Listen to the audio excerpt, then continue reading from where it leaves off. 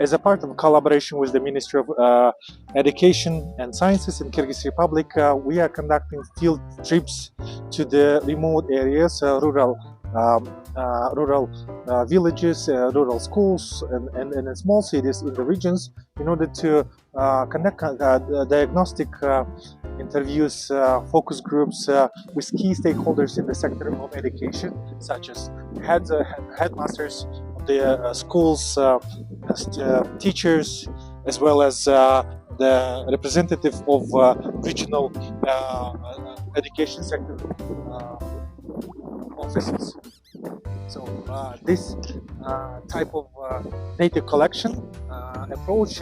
helps us to get insights from the first hand and understand their perspective on the digitalization processes, on the way how they use information systems, technology adoption, as well as those challenges that exist in a way to in order to get the maximum of the information systems